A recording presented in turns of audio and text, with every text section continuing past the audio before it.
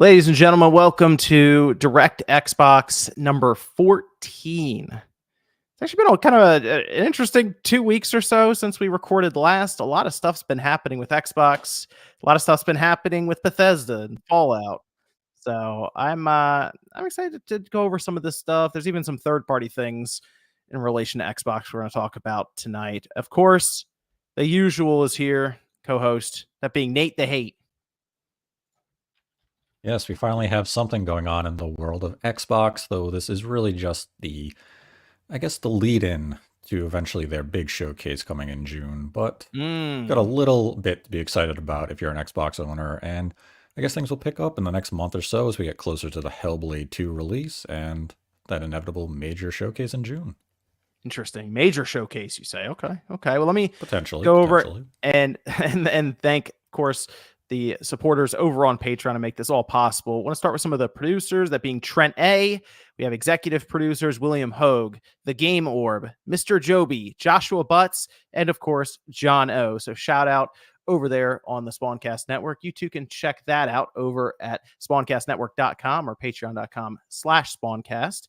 We actually have some shows up there that are specific to Patreon. MVG and I did like an hour deep dive on Final Fantasy VII Rebirth, all about even some of the stuff being spoilers for the ending, some of it being generalized thoughts without spoilers. And then MVG's Ask the Developers also up there. And I think we're going to be doing that more often, Nate. And I thought about this. We do have Hellblade 2 coming up in like a month and a half, and maybe we can do an episode on that where we just kind of talk about what exactly happens in the game, our thoughts on it, sort of a bit of a deep dive there.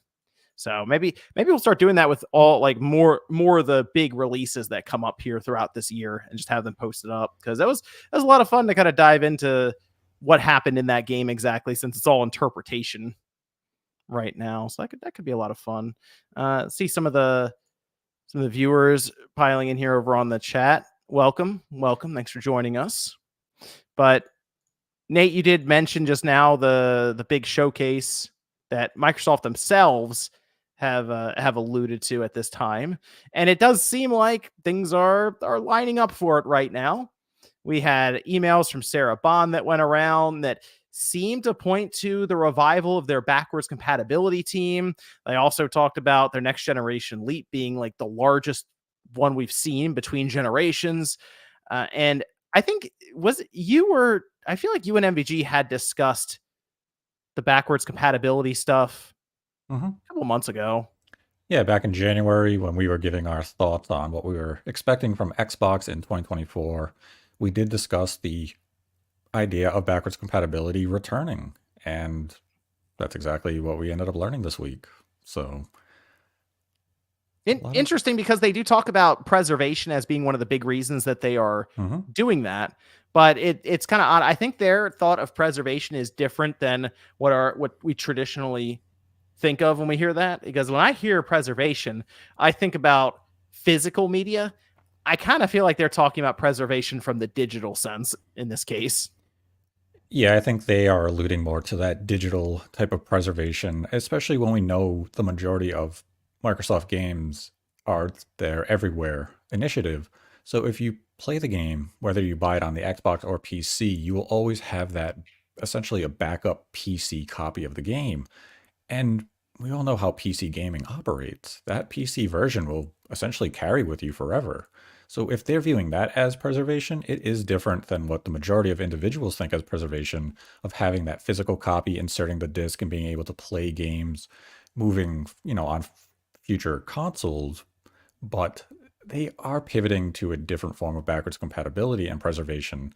It's just going to be a major question whether or not the consumer base and the mass gaming audience is ready for a digital preservation system, which I'd say there has to be a fairly significant percentage of gamers that are familiar with this, because Steam is so popular, and that's always praised, that your Steam library comes with you and carries over no matter the PC that you're using.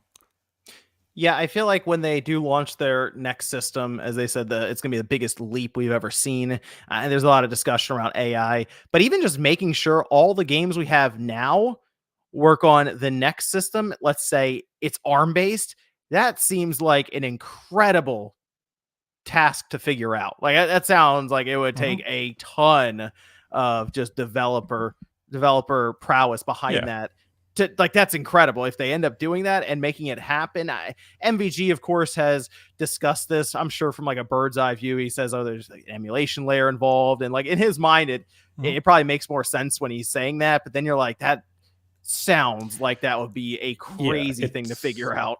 it's usually ends up being a massive undertaking because you have to guarantee that if it's using emulation, you essentially have to test everything to make sure there are no game-breaking bugs occurring throughout that emulation process. So if you need to test out thousands of games, that is a massive undertaking for them to go through with a development team, test every single thing. So depending on how they're approaching this digital preservation and backwards compatibility system moving forward to an ARM-based hardware, it's going to be very interesting, but it shows Microsoft's commitment. They aren't backing out of the hardware industry, as we already know, and they are looking to ensure that your library of games will carry over with you. And right now, one of the redeeming factors of the Xbox Series line of hardware is that backwards compatibility, getting those auto enhancements, automatic HDR, frame rate boost, and such. So when you returned to some of those Xbox 360 classics, like the Gears of War trilogy, you were getting FPS enhancement, you were getting auto HDR. It was essentially a minor remaster of sorts, or Final Fantasy 13, a game that looks significantly better than the original 360 release. So Microsoft's commitment to backwards compatibility really leads the industry at this point. So ideally, they continue that trend and they prioritize backwards compatibility moving forward because I feel as though they have set the new standard of how companies should approach backwards compatibility in terms of features and options, while Nintendo and Sony are just doing what used to be the bare minimum of just giving you that backwards compatibility as a feature, but they didn't offer enhancements. Microsoft has gone that extra mile, and they seem really committed to backwards compatibility and preservation, even if it is slightly different than what the general consumer base is well accustomed to. Yeah, we're gonna talk about that a little bit more because we are even seeing just free updates from them for certain games, which one of those is out in a couple of weeks here. But I did want to touch on their showcase that is coming up. I mean, Microsoft themselves have confirmed this. It's not even like, and I feel like we all kind of expect it anyway. It's the consistent June showcase. They have their own place for it, even right. Like it was right next to E3 when all that was even going on, and Jeff Keighley was Summer Game Fest. But this seems like Microsoft could have a pretty good showing, as it's now been rumored and even corroborated multiple times that it sounds like Coalition could be there with Gear 6. Mhm. Call of Duty, which makes sense, would be there in some way, and they could have other showings and release dates given for things like Avowed, Indiana Jones.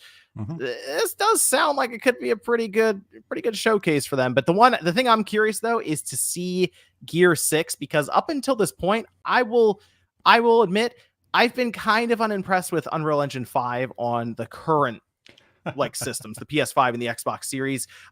When I saw Immortals of Avium, it is extremely soft. The image is very blurry. Like the Mhm. Vaseline effect was there. I know they wanted 60 frames because it was kind of like, as they mentioned, Call of Duty with magic, but they did lose a lot of that image quality getting there.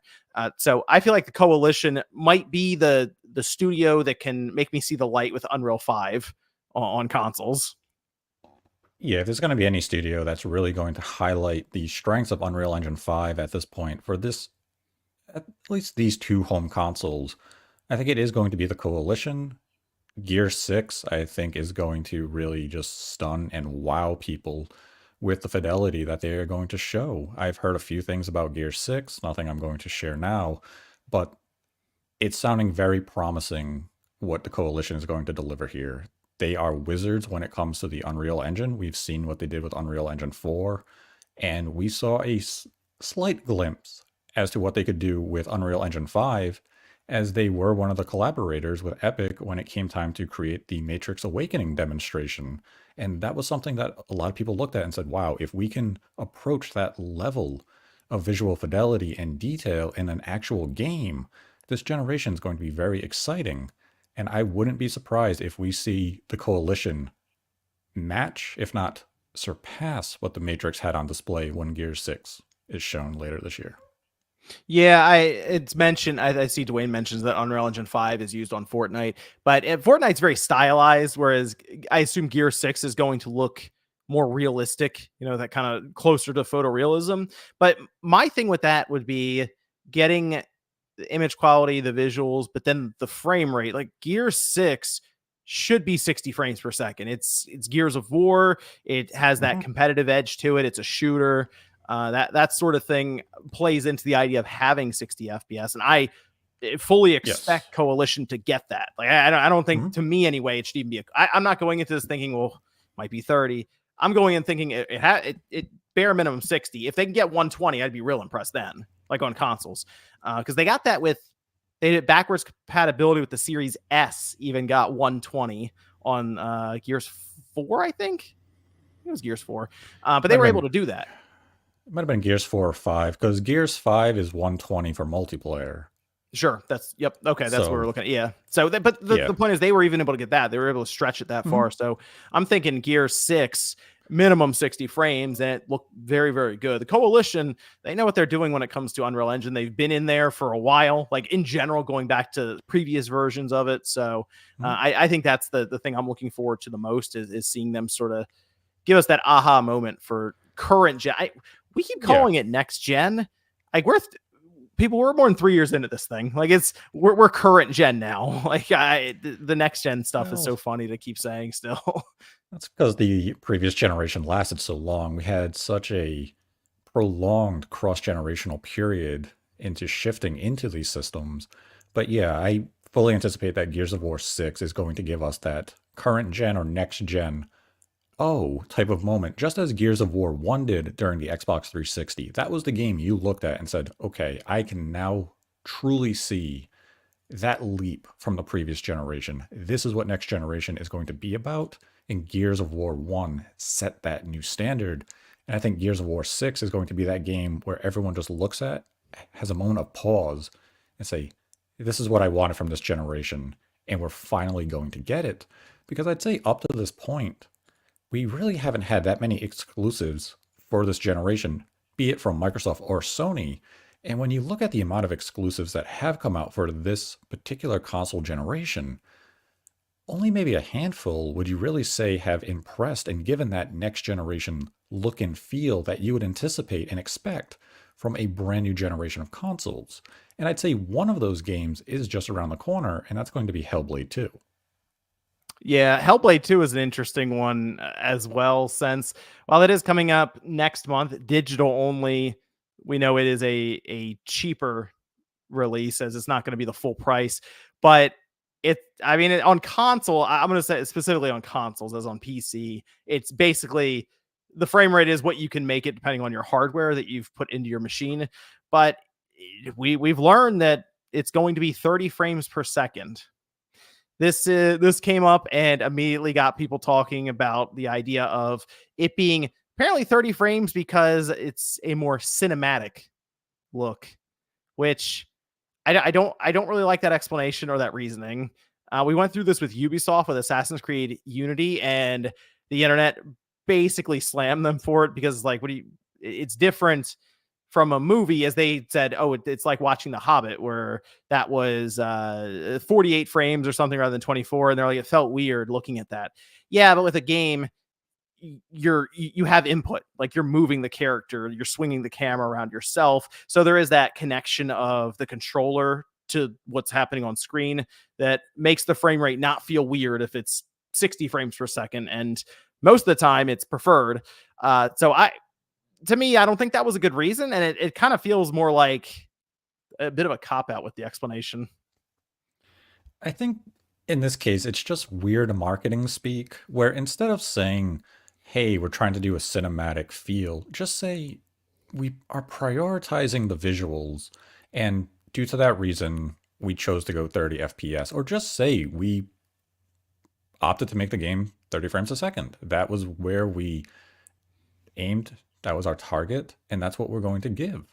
Don't come up with this, oh, we're trying to make it have a cinematic feel. Because that's nothing. That's a nonsensical statement. Just say we were really prioritizing visuals. We were able to get it at a locked 30 FPS. This is what we wanted to deliver for the game. And as long as it has good frame pacing and the frame rate is locked at 30 FPS, there really should be no issue here. This isn't a fast paced game. This doesn't require a bunch of QTEs. You're not having to respond to quick paced attacks. This isn't like a fighting game or a Twitch style first Or person shooter. shooter. Yeah. This is going to work fine for this style of game. And the original Hellblade, when it came out on Xbox One and PlayStation 4, also launched at 30 FPS, and there really wasn't that much of a vocal complaint about it. The games have since come to more powerful platforms like Xbox Series and was patched to have, I believe it goes up to 120 frames a second now. But this game is obviously leaps and bounds more ambitious in terms of visual design than Hellblade 1 is. So 30 FPS here, I don't have any issue with them going for it. I do think their approach to explaining why they prioritize and chose 30 FPS is a bit of a silly situation, but at the end of the day, if the game feels good to play, I really have no issues with this. Yeah, to me, it's pretty clear that they could have just said, "Hey, we were trying to get the most in terms of visuals as we could, whether it's the animations, the things happening around your character in the world, that the sound going on. Like, there's a lot of stuff that goes into a game just functioning frame by frame, and again."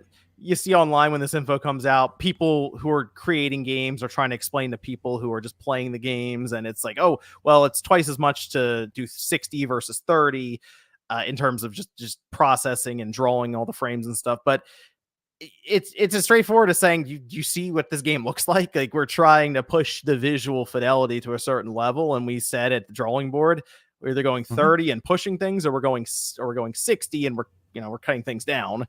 So I am curious when the game comes out, because I know, like, because it is so visually focused right now. Digital Foundry, I believe, talked about it. They looked at the video that was put out for it, some of the gameplay flashes here and there, and I know they'll even say it's better if we have the game in front of us versus watching it on stream.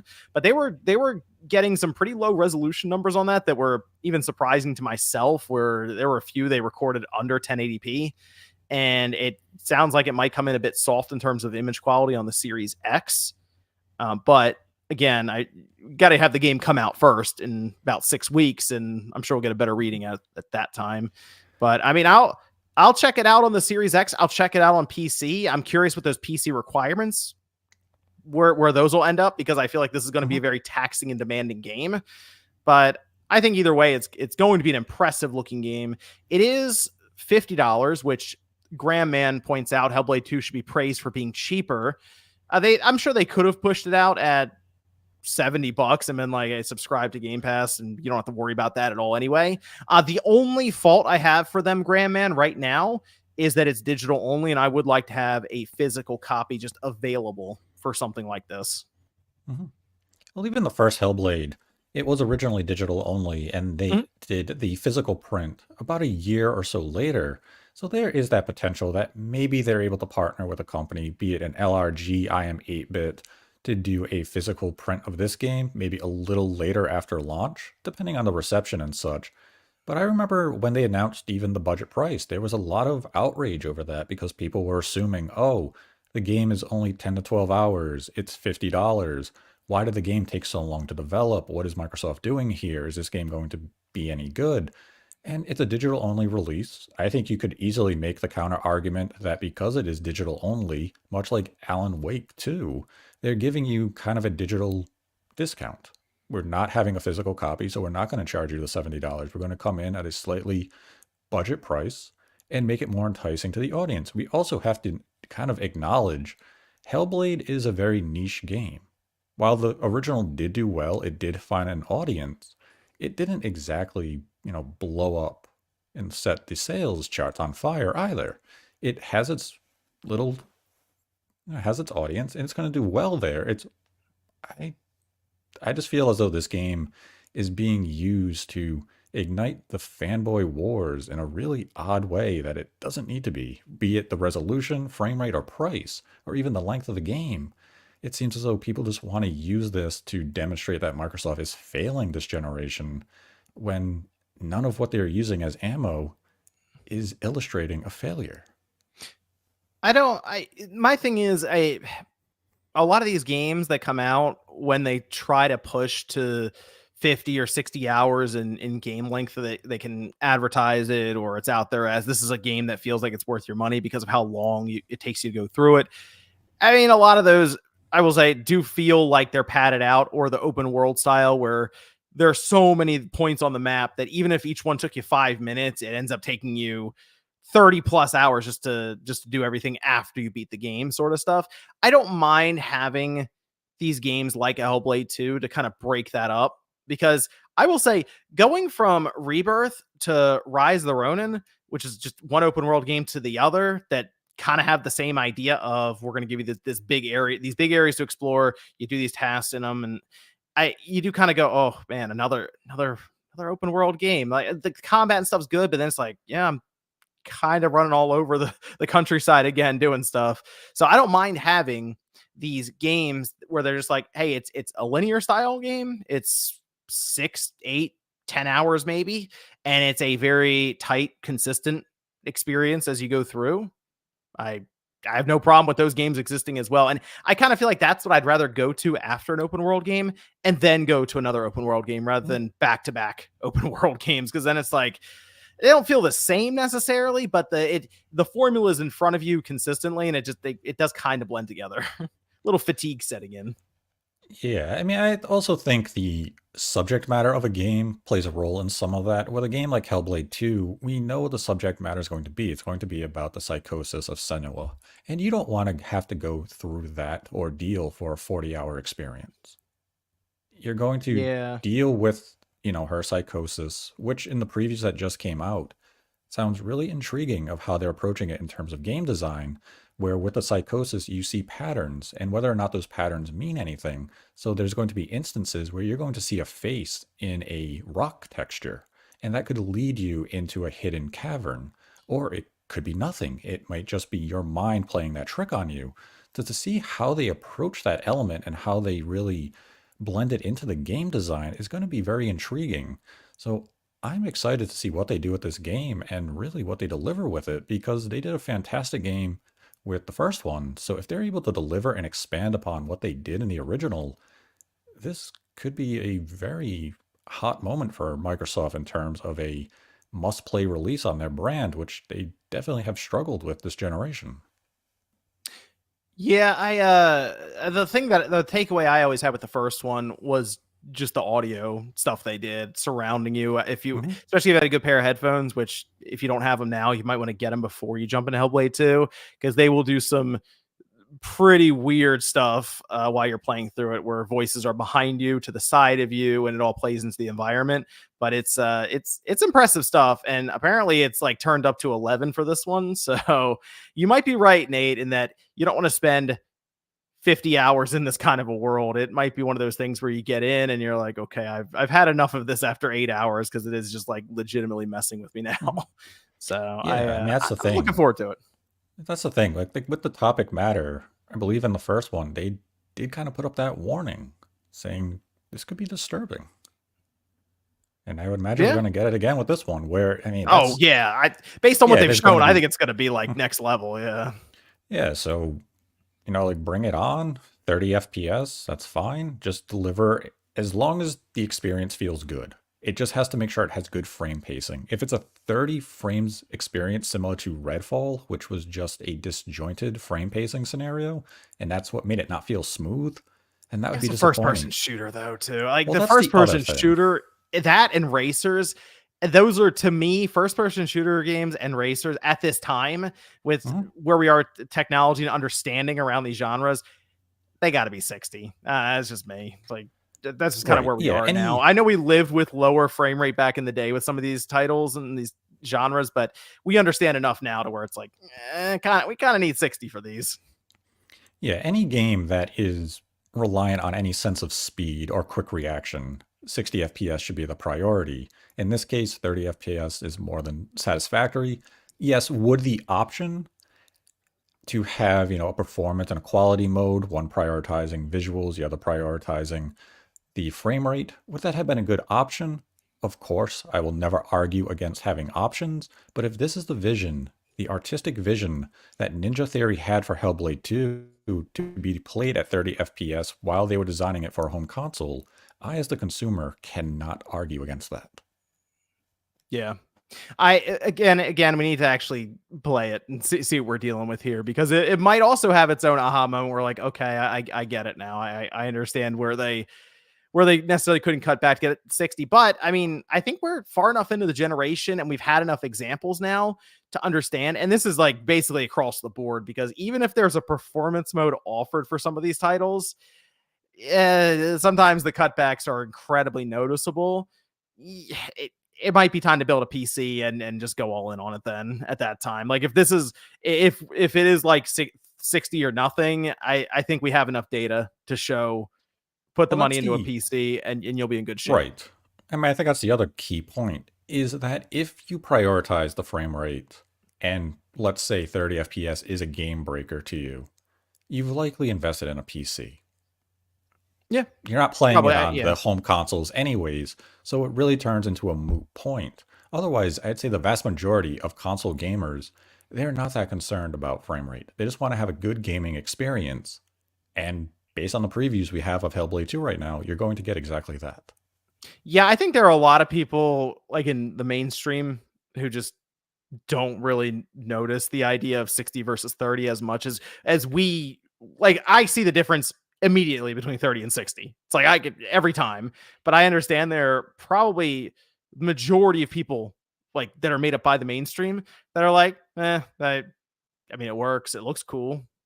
That's the extent, right? Like they're going to play a couple games a year and they're pretty happy with what they see even at 30 frames. And that's kind of the way it goes. So yeah, I think you're correct. And also it's hard to market frame rate. It really is. Like it's so easy to show a screenshot of how good the game looks and you don't know what the frame rate is. So that's yeah, because I mean that's just technical mumbo jumbo to the majority of people. And you can look at a game like Dragon's Dogma 2. It has frame issues, but the individuals who have been playing the game have praised the gameplay. They are praising what they've experienced in the game.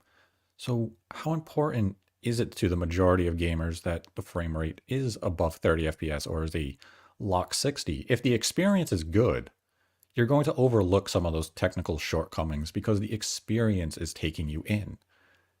So if Hellblade 2 can deliver that experience at a locked 30 FPS with good frame pacing, it doesn't matter because the experience has delivered. The game is delivering what it needs to do. It is entertaining you. It is, and it's just engaging. It's enthralling.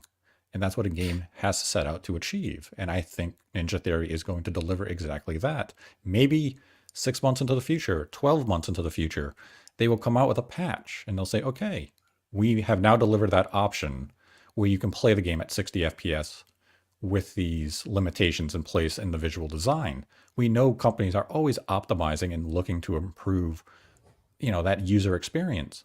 So that's definitely not something we can write off the table. But right now, as far as we can tell, they want to deliver that, in air quotes, cinematic experience and prioritize 30 FPS. Well, we'll see. It is out next month. So about 6 weeks it'll be released and we'll check it out. It'll be on Game Pass. That's where I'm going to check it out. So download it and see how it goes. Speaking of frame rate, we had a pretty big announcement this week for a game people have been waiting to get an update on. I think this update was supposed to come out. I feel like it was at the end of last year, but it got pushed out a bit. And it's from Bethesda, Microsoft, of course. That's for Fallout 4. Now, the interesting thing about this is because of the delay, I think this actually put the update in a better position now, which we'll talk about in a second, because I'm very much enjoying the Fallout show that's on Amazon right now. Just came out, but Fallout 4 is getting an upgrade, and they themselves say in their PR, remember I said earlier, Fallout 4 upgrades are coming to next-gen consoles. So next-gen still in full effect, more than 3 years into the generation. Actually, almost 3.5 years now. Anyway, Fallout 4 will be making the jump with a performance and quality mode settings. So it will push up to 60 frames per second increased resolutions. This is for the PS5 and the Xbox Series X and S. They do mention you have to own the game, or I guess then have it on Game Pass in order to get this update. But it's going to, I think, bring this game up to what people were when the game first came out, and this was at the end of 2015. I remember it very, very well. Performance wasn't great for this thing on consoles. This thing beat up the VCR and the PS4, and people have been hoping for a while that it would eventually take advantage of current hardware now, because, I mean, when's Fallout 5 coming out? Like, we're pretty far off, because I think that's after Elder Scrolls 6, right? Yeah, so we're probably looking into the early portion of the 2030s. And people, I think a lot of people wrote off Fallout 76. So that's like, and it's an online game, right? People are thinking, when they think of Bethesda with these single player RPG experiences, they would think of Fallout 4 over Fallout 76. So getting this patch, I think, is pretty big, because now all the Fallout games are 60 FPS on Xbox Series. So you can go through, and I will say New Vegas, still a really good game, but one that I played Fallout 4 when it first came out. I think maybe it was even it was that holiday, and then right at the beginning of 2016, as it took a while to play through it. I haven't played it since. I'm thinking about going back and playing it here when this update drops, as it comes out on April 25th. So 2 weeks from now. Of course, it is in Game Pass. So you just download it and try it. Or if you already own it on PS5 or PS4, technically you'll get these are native PS5 and Xbox Series versions. I think I'm going to do it. I think I'm going to go back and try Fallout 4 again. What do you think, Nate? I never played Fallout 4, so I played Fallout 3, I played New Vegas, but I never played 4. Okay, interesting. Georgie, by the way, is saying Fallout 76 is good now. I've heard there are a lot of updates for it. I've not played it since they sent out moldy helmets and it came out. Go ahead, Nate. Yeah, I also never played 76, so I might give Fallout 4 a look, depending on the type of enhancements that we're really seeing here. I don't believe they put out any visuals to show us the comparison shots. Anything like that. But if it's a quality patch, everything, let's say, lock 60 FPS, we don't have to worry about anything there, and the visuals received a nice update, it may get me to download the game from Game Pass and dive into the world. But it would definitely enter that realm of curiosity, as we just wait for our next, major release, be it Hellblade 2 in a month. But it's really going to come down to what the patch offers. Never played the game, so I would be going in completely brand new. And I mean, I haven't seen the show or anything. I'm not that invested in the Fallout universe. I will say, out of all Bethesda stuff, like if I had to look at Elder Scrolls versus like Fallout, I would say I'm more invested in Elder Scrolls versus Fallout, but I still like Fallout. Fallout's still good. Fallout 3 for me still is like legendary status for the experience that it brought to the table when it came out on the 360. You see, I think my only hesitation in going to Fallout 4 right now would be, will it feel outdated in terms of controls and some of the in-game systems? Because as many issues that Starfield did have, the gunplay felt very modern and smooth. Will Fallout 4 have that feel, or is it going to feel as though I'm going back to one of those early Xbox One games from Bethesda, where it had a little bit of that janky feel? It wasn't smooth. I remember the gunplay was better than 3, which you would expect it to be, but of course, I don't think it's like I think Starfield, the gunplay there is just better. But again, it was from 2015, so almost 9 years ago, which it's crazy to think Fallout 4 is going to be 9 at the end of this year. But it's, again, I haven't played it in a long time, and I think I'm going back to it. It's also going to be Steam Deck verified with this update as well. Okay. So I think, and the thing that's so interesting to me about this, they also have like extra content they're adding in. It seems like it's mostly like they have weapon packs, skins. There's a Tesla cannon. It says a Hellfire power armor, things like that. They're just basically throwing weapons and other things into it for you. And there's also a Halloween workshop. I'm just kind of scrolling through and looking at this, but this is a free update to native versions of this game. And maybe this is also playing into what they're sort of talking about with the idea of not only preservation, but getting more out of your older purchases. Because I like, for just comparison's sake, you see Sony show up with like Last of Us Part 2, where they did that remaster. And I mean, it's kind of Yeah, what's happening here with Fallout 4, just that's they the also then thing. sold it as well. Even if it's a $10 upgrade, it's still just like, I don't know, it seems strange. You just do the update and that's it. You see, that's kind of the thing, especially with the TV show right now. It feels as though another company like Sony would have used this as that chance to repackage the game, release it as a native Xbox, Mhm. PlayStation game, and charge you $40 for it. And this is just a free update that anyone can get access to as long as you own the game or have access to Game Pass. So that's a really nice release because it's giving fans exactly what they want. It's saying, hey, we're going to update the game for you. We're going to improve the visuals, the frame rate. We're going to include new weapons and some other new content. And it's going to get people to go back. And as you mentioned with yourself and potentially even me, people who haven't played the game or have not played the game in 9 years may go back into that world, get invested in it. So this is a really smart move by Bethesda, especially capitalizing off the show because the show is being very well received, and that's naturally going to have people interested in this franchise. And now Fallout 4 is the one getting headlines. So people are going to say, "Ooh, how can I play this? Oh, it's on my Xbox, I can get it from Game Pass." And they're going to dive into the world. And it's kind of a shame now that the wait for Fallout 5 is going to be as significant as it's going to be because it's like, damn, you want to get excited about that new thing in the Fallout universe and got a long wait. Yeah, I mean, this show is going to be going on for a bit. I think I like so with this in mind, with this update, which it coming out in 2 weeks, I mean, they'll probably sell a bunch of copies of Fallout 4 as well. And I almost wonder if I'm gonna walk into a Best Buy or something in a month or two and look over and just see Fallout 4 in a PS5 box and Fallout 4 in a Series X box, like the cases on the wall. It's this kind of feels like something you would want to do then with the show being, I mean, critically acclaimed. People really like this show. I finished up episode 3. Each episode has been an hour long so far, so it is like, okay, you have a time commitment there when you start an episode. So about 3 hours or so I've spent watching this series, and it's a lot better than I was expecting.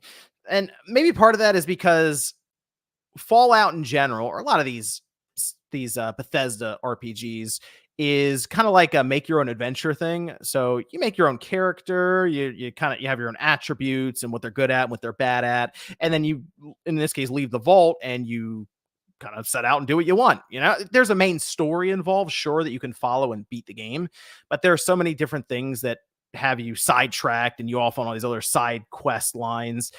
And so I went into this thinking, okay, well, they're going to have an obvious objective and it's going to lead you by the hand through it. How are they going to still kind of capture that idea of Fallout? And they've just done an incredible job, I feel like, with the world itself and the characters. So they do have multiple characters that all have sort of their own stories that are running parallel to each other right now, and then they're starting to come together, and then it seems like they're gonna like kind of then split back apart.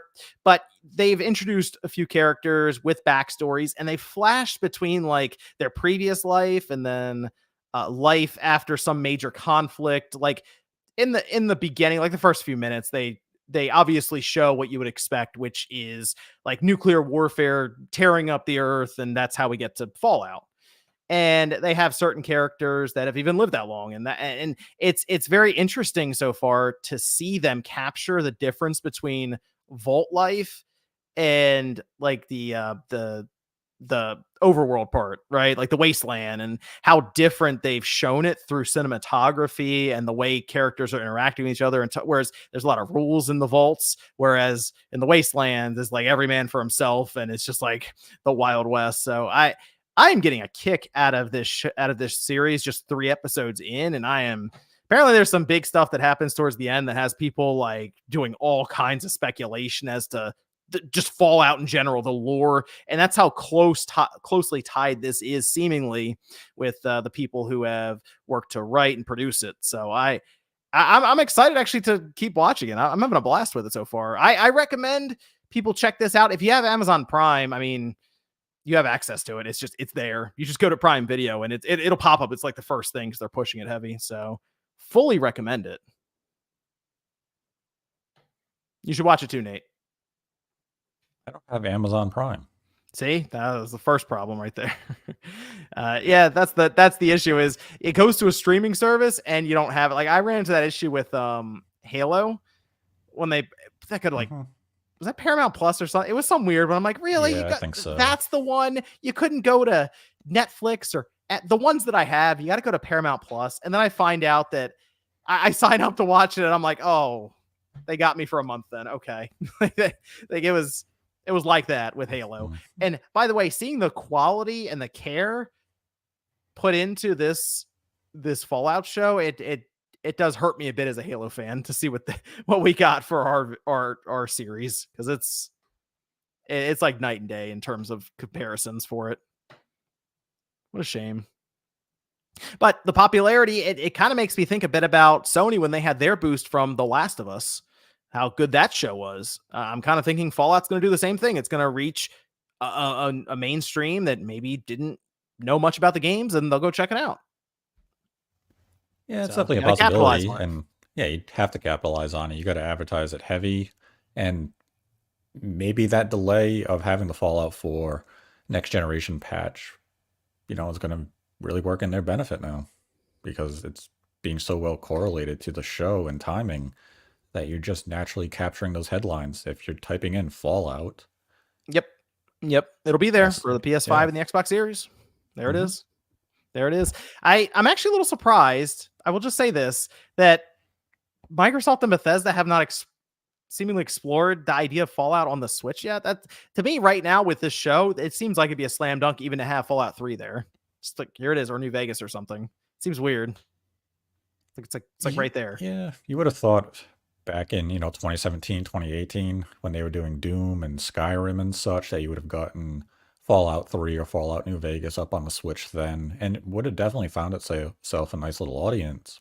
But for whatever reason, those projects just never happened. But 7 years ago, I think those would have been very exciting releases, especially for the Switch when it was new and people were looking for that style of game, to really help Nintendo demonstrate that they were committed to that type of third-party content, especially Western-style RPGs. But now at this point, I think you could still get away with it. I feel like if they had an announcement like 2 months as part of some sort of event or something in June, and they're like, oh yeah, Fallout New Vegas and Fallout 3 are going to the Switch, I feel like people would still be like, okay, cool. That's neat. I'll check it out. Depending on price. Well, that'd be the thing. You're going to price them at like $20 if they are just one-to-one ports of the 360 games. If you offer any visual enhancements, you just kind of create a situation of you have to put those on other systems now. Well, can't get the Switch but the like superior version. Fallout 3 on the series already has FPS boost and stuff. Like it I think it runs at 4K even. So they did enhancements to it on the Xbox Series already. I mean, technically the PS5, I guess, not so much. Because I think that's streamed actually through PS3 if it's on there. No native way to play it on PlayStation. I mean, to me, that's Sony. That's Sony. They got to deal with that. But yeah. Open up a bag of worms. It's easier just to ignore it. Justin Maverick said what they did with the audio alone in the first Hellblade was so unique and immersive. If someone is paying that much attention to the frame rate, they're missing the point of the game. The audio was impressive. That did kind of make me go, oh, wow, this is really cool. And now I understand why later on Mark Cerny wants pictures of people's ears. I get it. And then Justin says, John and Nate, what are your thoughts on the drop in quality of pre-order gifts, especially for digital games? It's almost not worth it anymore.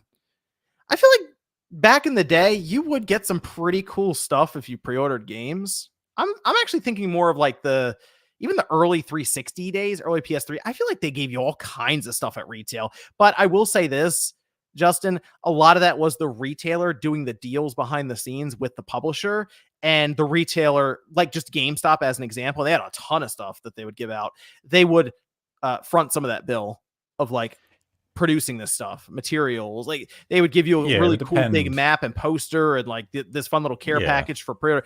GameStop was paying quite a bit of money to make that happen. Yeah, it would depend on the games. Like one game that I did pre-order back in the 360 generation was BioShock, and you got the Big Daddy figurine, and you also got a bonus disc with the game soundtrack. And that was just based on the demo I had played. I was like, okay, I got to pre-order whatever high-end version of this game. But digital bonuses have definitely degraded. We used to get, in-game content. I guess you kind of do now. They just call it the deluxe version, Right. and they try to get Yep. you to pre-order that so you can get the in-game soundtrack and a couple of pieces of armor and some random materials and such to start the game off with a slight advantage. But at the same time, we're kind of in that era where you don't need to pre-order a game.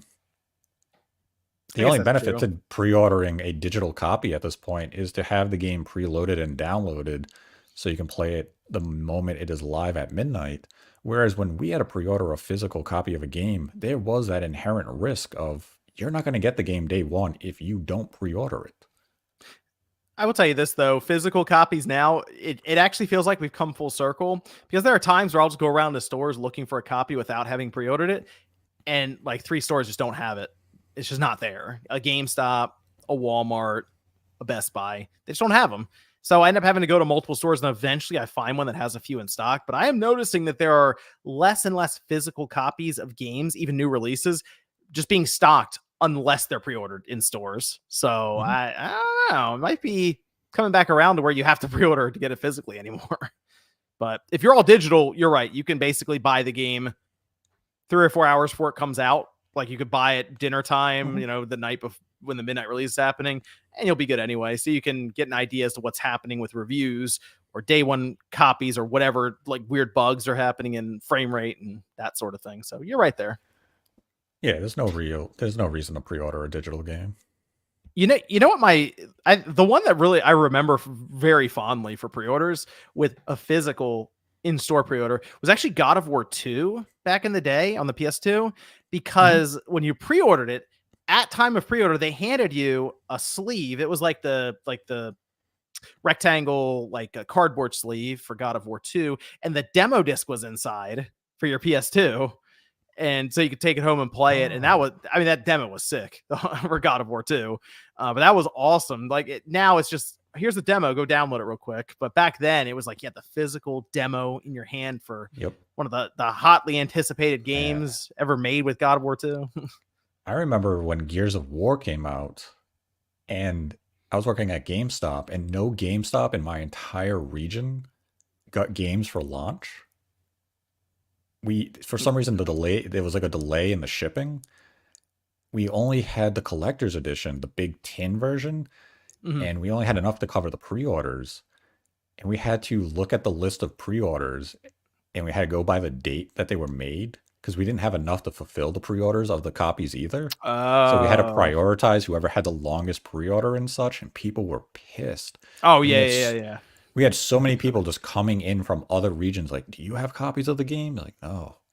You couldn't find a copy of Gears of War for like a few days after launch. It was a really weird situation. I think it was only impacting the GameStops, like in the New England region, though. That was always the worst when we wouldn't get enough to cover pre-orders, is you knew you were in for a fight that day. It was going to be ugly.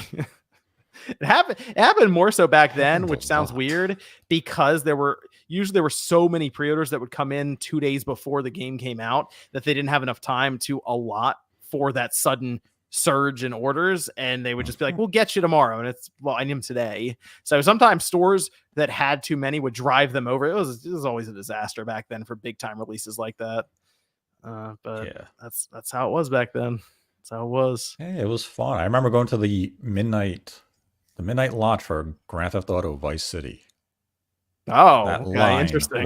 That line was out of Oh yeah, it's control. Vice City. Hundreds of people just waiting to get Vice City, and it delivered. I'd go to that midnight release, Vice City. Let's. I do want to bring this up real quick, Nate. This was an interesting thought, I guess. I don't know if it was delivered the best by Mike Ibarra, but I think the idea is what got people really discussing about it, which came down to him playing a game, really enjoying it, getting a ton of time out of it, it not being a game that shows up and is like, all right, give me more money for this, this, and this, or microtransactions, or it's just a solid game that you handed over 50, 60, $70 for, and you spend over 100 hours in it, and you stop and you go, you know what? I wouldn't mind tipping the developers for this game. I wouldn't mind throwing them. I wouldn't mind buying them a beer or a cup of coffee or whatever, right? For making this a thing that I've enjoyed for the last month. Staying in a couple of nights a week and playing this, and maybe even saving me money from going to the bar or something like that, right? It's like this was a really cool experience. And I guess the idea is sound, but everyone brought up the idea of how it's going to the developer.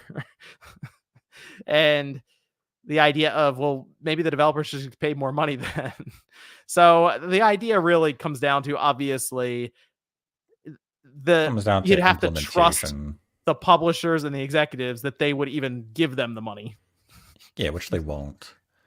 I think it's a cool idea. It's a utopian idea. Sure, the idea really has no foundation in reality of, I've bought your game. I've experienced your game. I paid for the experience. I paid for that experience. So the developer has already been paid. I guess the idea that he's kind of viewing it as is, yeah, I really enjoyed that. So let me give you extra money because I enjoyed the experience you allowed me to, participate in. But at the same time, you could flip that around and say, oh, you really enjoyed our game? Buy these microtransactions. Buy the expansion DLC. Buy in-game cosmetics. Buy the game for a friend. There are so many, alternative ways to give the publisher more money in a game that I don't know about tipping the development team. I mean, let's say we play Hellblade 2, the game's fantastic. We could tip Ninja Theory. Okay, you give them $10. Well, there's 300 people, so what? They're all getting fragments of a cent? I feel like, well, no, you could go to for example, you could go to a nice restaurant or something, and the chef in the back does an awesome job on your food. You could technically tip the chef. You could say, here's some money. Go give this to the chef. It was an awesome experience. And the food was great. It was incredible. Does the chef your haircut only get the money, or does the waiter, the busing staff, and everyone get? I've actually witnessed this. So I remember witnessing this happening a couple of times, and it sounds weird, but this is a long time ago. This is early 2000s, but this is something that stuck out of my mind, and it was a really weird thing when it happened. But it's something that I've at least remembered this long, so it must have been out of place. But it was it's like an Italian restaurant. It's not there anymore. They're changed, renamed, rebranded. But at one point, one of the customers from the dining area, which they tried to dress up this pizza place to be like this high end dining, and still I'm bringing you spaghetti with basic looking sauce. So I don't know how fine dining this actually is, but someone must have really liked the garlic bread or whatever, the food they got, the calamari or something, because I'm sitting there and my job was to just bring food out to tables and then bring the trays back. I didn't take orders or anything. I would put the salad dressing with the salads. And I remember one day I'm doing that and I look over and there's someone I've never seen before next to me in the kitchen. He just walked back there. And he's looking around and he takes a $10 bill and just puts it up on the food where they put the food and they're ready order or whatever. He's like, that's for you. And he just walks back to his table. Not for me, for the chef in the back. Yeah. I guess in some people's mind that works. I don't know. It was just, I remember it was so weird. I'm like, what? Can you do that? He just walked to the back and no one said anything to him other than the chef weird. Who was like, oh, cool. That's a 6-pack of beer for me tonight. So, okay. You see, I think with game development, if you had this tipping initiative, and even if it went directly to the developers, it turns into the situation of it's a huge team. You would need to get a lot of money in tips to make this a worthwhile endeavor for everyone. Because it's not as though you're going to have an individual come and say, I really enjoyed the sound design, but only specifically the sound design by Miguel Radiator. Only he can get my $50 tip. Everyone else who assisted him, you get nothing. Because I only want him to get it because I saw his name in the credits. So no one else, you can't touch this. It'd go into a pool. A large pool. I think that would be a fear of mine if I were the developer, that if the publisher came in and say, hey, we're going to do tipping like Yabara said, but we have to hit a threshold of money before we distribute it to you. And we're going to set that threshold at $50,000 so that everyone Mm. on the team can get $2,000. Like, oh, we're only at 45,000. So it's just going to sit there until we hit that number. I think it probably works better in a smaller operation where you're face to face with the person. It's Like an I've indie been studio. tipped many times for fixing consoles back in the day quickly. Like they're like, I'd fix their PS3 in 2 hours for a laser, and they'd come and pick it up, and they just drop a 10 on the counter and be like, "Here, go buy some lunch or Right. something. Thank you." And they're going like, "Oh, okay, cool, that works." It has to be that in-person social Right. experience where you could give the tip, because otherwise this is just that it's great in concept, but it's going to be exploited. It's not something that can really truly be done unless you as the company, so I guess in this case, let's just say Ninja Theory, unless Ninja Theory with Microsoft's permission told the development team, and in this case, we're all assuming they have social media platforms like Twitter, that you could set up a what's it called? Coffee account, Ko-Fi or whatever, where people can find you on Twitter and personally send you a tip. I feel like that gets into some weird tax stuff too, though. I don't know. Well, yeah, that too. Like, That's where it doesn't work. It's a utopian idea of like, yeah, you should be able to thank the creator. You know what a great way to thank the creator? Play the game. Yeah. And if you enjoyed that's all that's what they really want. They've been paid. Yeah. They made the game. They want you to experience the game and maybe leave feedback, which might be yelling at them online, but also might be like, hey, that game was really cool. Yeah, use your X account, go to the forums, go to Reddit, and if you play the game and enjoy it, then express that enjoyment you had with the game. The developers and the team will see this, they will share with others, and they will say, hey, this is getting a great reception. The people are really enjoying what we made, and them as artists will say, hey, we're glad that the fans are enjoying the game. That's the tipping that they're seeking, not a monetary tip. Should publishers pay them better? Absolutely. But we as the consumer can't change that. Yeah, but I get the intent. I just don't think it would ever actually work. So there you go. But yeah, you can give them praise online if the game's good. Let's let's talk a bit about this Ubisoft stuff. Actually, no, you know what? I want to talk about Dead Space. I am quite sad to hear this. But I know there was a lot of I know there's a lot of back and forth on it. I get it, but really at the end of the day, it comes down to I'm not getting another Dead Space anytime soon. Did you really think you were going to? I don't know. I thought we were starting something here. We're on a roll. Dead Space comes out. The remake is a phenomenal title. It was a lot of fun to play through. I felt like it was high quality.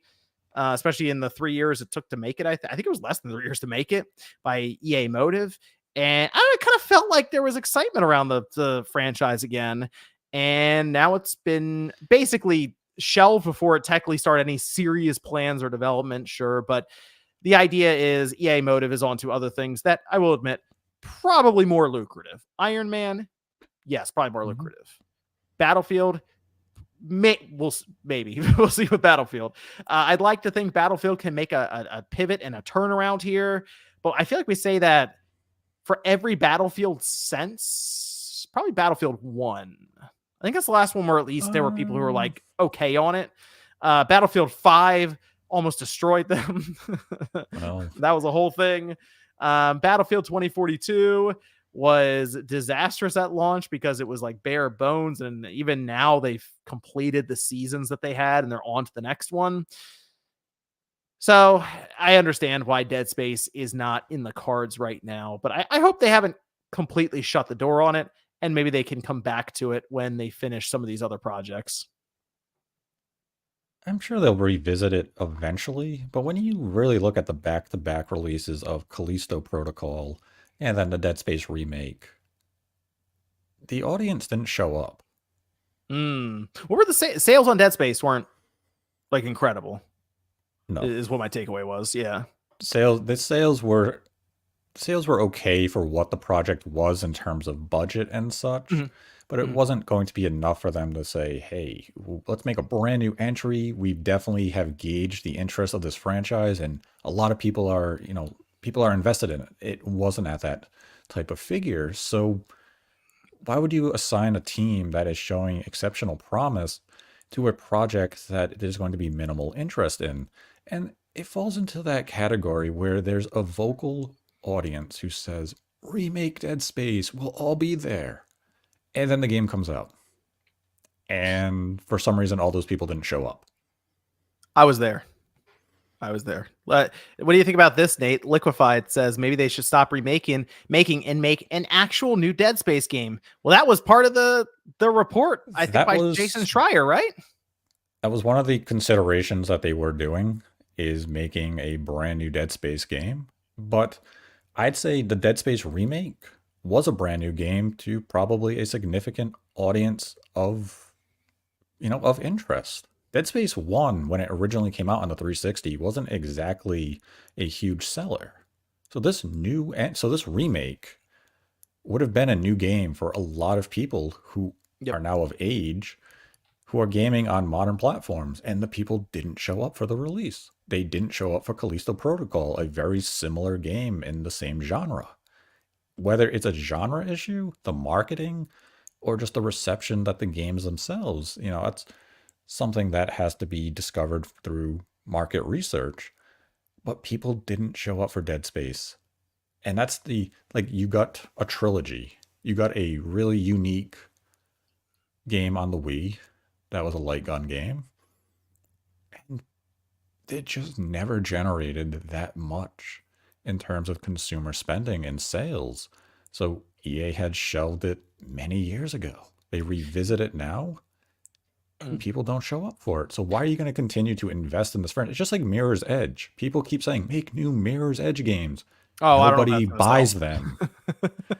Nobody's buying them. So why are we going to continue in investing them? Gamers, it falls into that cycle where gamers are deprived something, so they demand a new entry, and then they get it, and nobody buys it.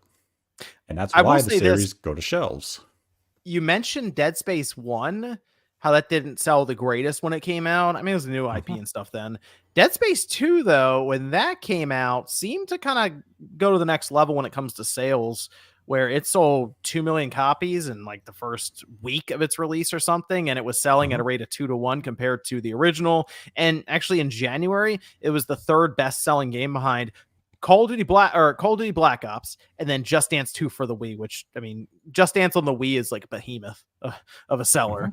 But it's interesting to me that they didn't try like a Dead Space 2 remake. I feel like the budget for that would be more under control than them making a whole new Dead Space game. Like that seems like that would take more work overall for conceptualizing and bringing it to market.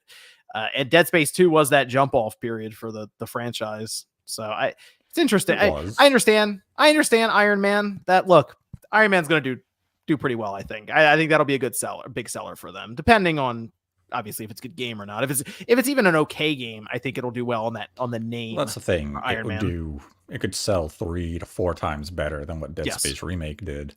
And I mean, I hate to say it, but if you play Dead Space 1, 2, or 3 on backwards compatibility through Series X, they look and play exceptionally well. They're very good games on the backwards compatibility enhancement program there. And I mean, maybe in the distant future, EA will return to the series, but if gamers don't show up for these games, there's not going to be investment put back into them. There has to be interest. Maybe the swing, what you're saying here with maybe the swing is a new Dead Space then. Like that's the big swing you take if you're really going to try it. I don't think a company is going to invest that type of money now. These companies are risk adverse. You got Dead Space Remake because it was likely a very low budget project at the end of the day. They put it out there. They more than likely broke even, if not made a profit. But that profit wasn't enough to justify doing another one. Especially when you have a talented team and you have something like Iron Man waiting on the side where you're going to make significant money doing so. Yeah. No, I get that. Like that's obviously going to sell very well, Iron Man, or at least compared to Dead Space. And I And mean, I'm sure it'll be teen rated, so it'll reach a wider audience there yes. too. I mean, even with Dead Space Remake, I think there were a lot of questions when the game was leading up to its release, how LRG had the collector's edition. So how much faith did EA exactly have in this game if they had to partner with an external publisher to put together the collector's edition of it versus them doing it themselves? Yeah, whenever I see that pop up, I'm like, oh, that's weird. Okay. Like I kind of thought that when I saw Xbox and then an IM 8-bit or was limited run, somebody was partnering for some of these recent Mhm. physical copies. I'm like, that's interesting. Okay. Yeah, that's You got to probably the end of Dead wonder, Space for a while, unfortunately. yeah, But pretty much. that's I the way it mean, goes. That's the way it goes. if you want to play the trilogy and you have an Xbox, boot it up on backwards compatibility. They look really good. They play exceptionally well, and they're still very fun games. Definitely among the best of their genre. Let's talk about Ubisoft then. This does play into the digital side of things with ownership rights around this. So the crew, Ubisoft said, look, the servers are going down for the crew. We're reaching end of life for this game. That did spark a whole thing around, well, hold on, when you buy a game, how long should it be supported? Should there be some sort of exit strategy for a publisher, maybe to make it so it does play offline? Anything that's like completely reliant on online servers and won't function without it. Should we get to a point where they need to at least push something, whether it's just a sandbox that you drive around in with the cars you've collected, so there's something there, or if it's something that just checks in with online, but like the world is still there on your system, like natively, they do something to basically break the need for that check. Well, the thing now that's happened that I'll admit is I think it's going to test some boundaries here. Ubisoft is going back into digital libraries and they're now revoking the license, or as we've learned, the new phrase for this from Microsoft's or the Xbox podcast, entitlement. They are removing the ownership certificate for these games now out of people's libraries without their consent of like, okay, I don't want this anymore. You can refund something. They're just taking it. So this is at first I thought about this and I said, well, I don't know if people are really going to do anything with it anyway. But the homebrew community has surprised me many, many times. And there are some things I've looked into recently with things like Metal Gear Online that, believe it or not, is still alive to this day, where people have dedicated their time and effort to creating private servers. The crew apparently still had a community around it that really liked that game, and they were really frustrated to see it go down. I can't rule out that possibility that they would figure out how to do some sort of private server for that thing in the future. But if Ubisoft is going in and removing these games from people's libraries, that would be then impossible because there's nothing to access anymore in terms of applications. Yeah, this is a very complex issue where we've always seen the fine print where, be it a physical or even a digital copy, we own the license to access the product, and they even have in the fine print that they can revoke it at any time for any reason, and that has always caused a lot of concern whether or not a company would go through with it. And Ubisoft is doing it here. And some individuals on the PlayStation have gotten refunds despite having owned the game for several years now and put in hundreds of hours. It's a concerning trend if we see this continue. This isn't acceptable by any means in this one instance either. This is something that Ubisoft really should kind of back off. Allow them to have access to maintain their ownership to the game. Don't take it away from people. And if you are going to take it away from people, then I think you have to give a refund to every single individual for the full price of the game and any DLC or cosmetics they may have purchased. I wonder if this is actionable. Like, I wonder if this will be pursued in some way with legal recourse. The EU seems to be getting brought up right now, as even they've been regulators, Mm. just general, have been kind of looking around this digital rights ownership stuff. And if that happens, it could be a pretty big deal in general, since I've been thinking about this, Nate, with where we're heading right now with the digital physical stuff. Like, I think it's pretty clear cut that people who like their physical games, myself, you, I'm sure many others who are maybe a bit older, but remember the days of getting things on a disc and it's right there. That's it. Uh, our days are kind of numbered when it comes to that mentality. Like, I feel like the digital side of things keeps creeping up every single year.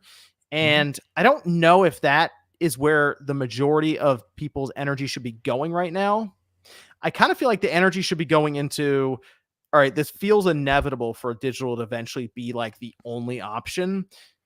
We need to figure out how all that works. Like with just regulations, laws for some of these, because it kind of feels like they're just gonna, like Ubisoft just went taking stuff out of people's. That seems weird. We saw what happened with Yeah, Celeblade demo. that's That was a demo, sure, it was a demo, but people mhm. immediately realized, oh, they can do that. Yes, they can, and now we're seeing it even used by Ubisoft here. Yeah, like a demo, you can say, okay, that's a trivial matter, it's a demo. But it happened with Konami and the PT demo.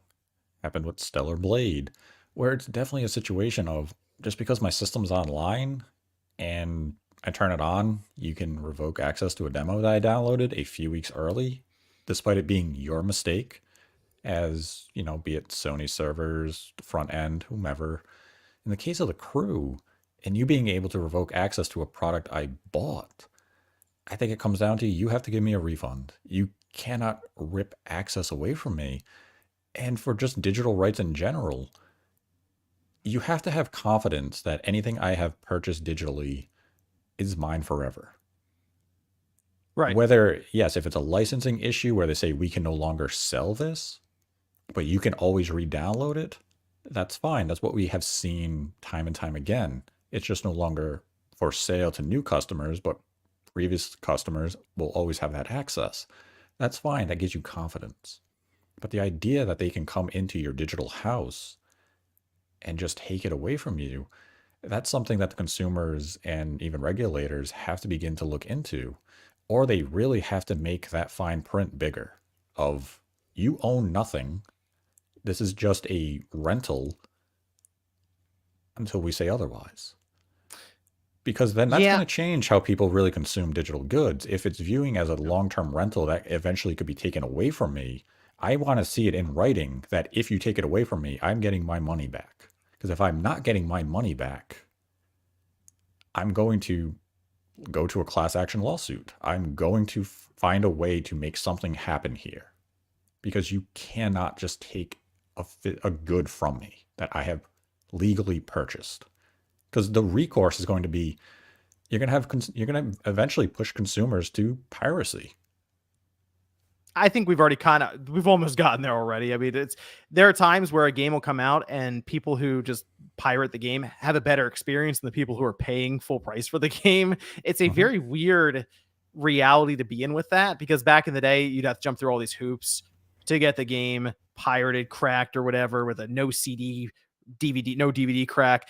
And there was a lot of stuff that could go wrong. And it's like, I'll just buy the game. I don't feel like dealing with all this stuff anymore. And now it's like, okay, these cracks come out very quickly, by the way. They'll break Denuvo or whatever.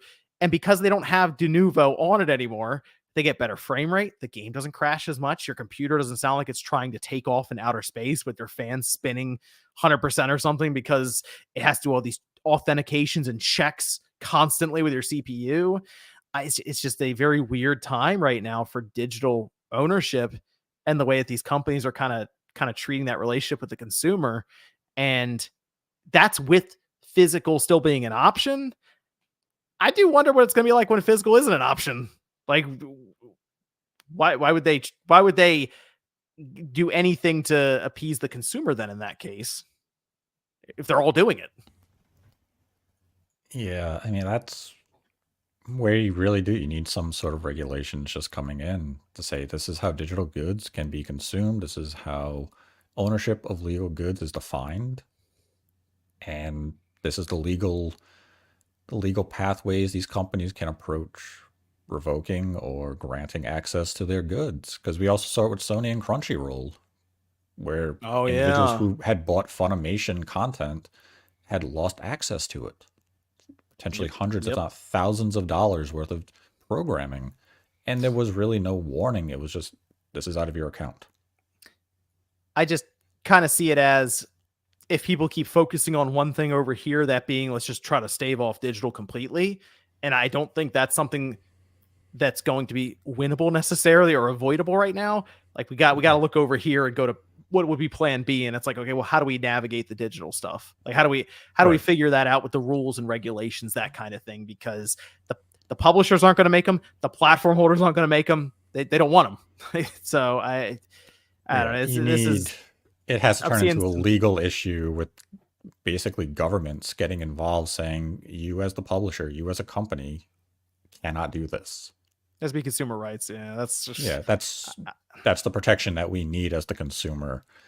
Because otherwise, if you cannot give the consumer that type of protection and security, as said, people are going to resort to piracy, or they're not going to be buying digital goods, which I guess in turn could lead a publisher and such to go to Netflix style services of, you get access to all these programs. You own nothing because you're just paying us a subscription fee. There is no outright way to buy a standalone version of a game. It's everything is on the service.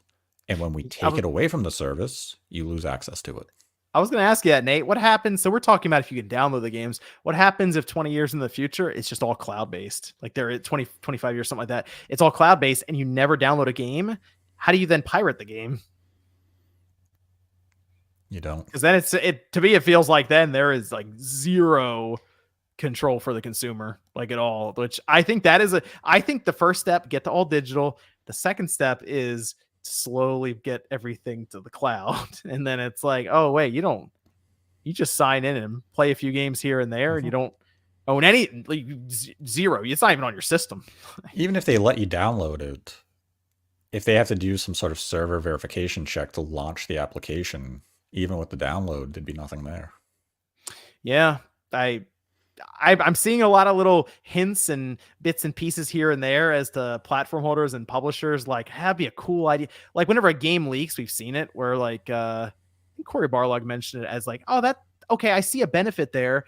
The game isn't going to leak if it's cloud-based or if there's authentication involved with a server. It's just not going to happen. And it's like, I mean, the game also wouldn't leak if it was digital only. Games leak when there's a physical copy, when a mom and pop shop, when a warehouse has a copy sitting there. And I see like some of the comments in the chat saying, well, Steam is digital only. Steam being digital only is fine until a publisher says you no longer can play that game and we're revoking access. Valve isn't going to come to your defense and say you can't do that. They're going to abide by the publisher. So the concern isn't about a digital only library. The concern is whether or not a publisher can come in and strip your access to the game. And I mean, we see games all the time get delisted just in general. And fortunately, there are some that have physical releases, but they're then locked to the operating system. Like, for example, there were games released on Vista that you can't get on Steam necessarily. And it's like a whole thing, just try to make it work. And that's if enough people care to try to make it work. But like we had a whole thing about Off Protocol. Not that it's like an incredible game or anything, but it was an example of it got delisted on Steam, and the only way to play it was to get a CD off of eBay to install it, or hope that you can find it online through downloads, which fortunately people were at least posting up, archive links and that sort of thing. Transformers being another one. So it's actually pretty common for games to be delisted from Steam. It's just there's so many games constantly being put on there, you don't really notice it. So it's I don't know. Steam is interesting, and I will tell you this. I don't think Steam is going to be Steam forever. And what I mean by that is eventually you will have Gabe Newell, for example, will move on to something else, he'll retire, whatever. It'll happen eventually. And I do wonder if at that time Steam looks to be sold to someone.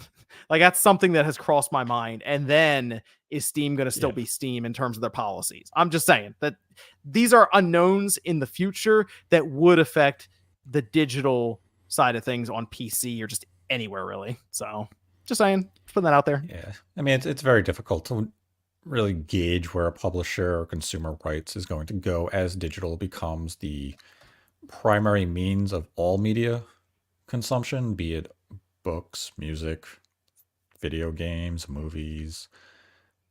and to see how they really approach things and which companies are going to use their legal rights to just revoke access, and if there is recourse to that. Because I think if you start hitting a publisher with the mandatory refund, if they start stripping away your access to the purchased product, you're kind of sending that message of don't bother. Because you really, like, let's just say that is what happens with Ubisoft. Are they really going to want to come out and have to pay in potentially hundreds of millions of dollars in refunds? Do they Yeah, I'm have gonna. that type of capital to issue those type of refunds? Or are they going to come out with what we see with some of the class action lawsuits against companies like Sony in the past, Mm, where they say you can get cash or we'll give you a voucher and you can download from these 5 games, 2 of them, and it's always something that came out six it's gonna years be that. ago that you have no interest in or you already own. Like you can get Little Big Planet in Mod Nation Racers, or we'll send you Oh, a check for a 15 little Big bucks. Planet slander all of a sudden. Hey, nothing wrong with Little Big You're Planet, but mad when you because they sit, took Linux off your PS3. yeah, that's what we get in return. Mod Nation Racers, or a Yeah, check for 17 cents. I will point out the website that's been stood up now for really it's a lot of it's been about the crew, but it does come down to having like regulatory bodies look further into the idea of consumer rights with digital ownership. That's stopkillinggames.com. And this is a sponsor. It's legitimately just, I think, a good site to check out because it basically walks you through the process of who to contact. They put the form in front of you. Everything's just in front of you. And it's like, you can type this out here. You can tell them your concern and it will figure out who it needs to go to based on your region. So I will just throw that out there and recommend it. I think they're doing a good job there.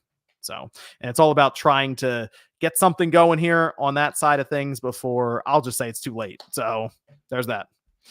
But that, I think that's our show for tonight for DirectXbox number 14. Nate and I are gonna head over to the Spawncast Patreon. We have a stream that's gonna be set up there as like a Patreon after show to kind of just hang out and chat for a bit. So if you'd like to come check that out, it's over on the Spawncast Network, spawncastnetwork.com, patreon.com/Spawncast, link down below in the description.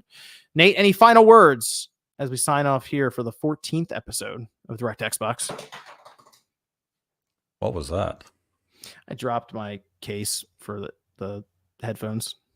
Oh, Yeah, it was very eventful. it was. It A lot of stuff disrupted me. happened.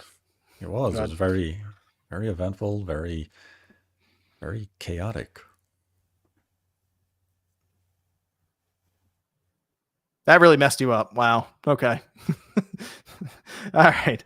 Thanks everyone for tuning in. We'll be back in a couple of weeks here, talk about Xbox, and at this point, just the gaming in general. We'll see you guys then.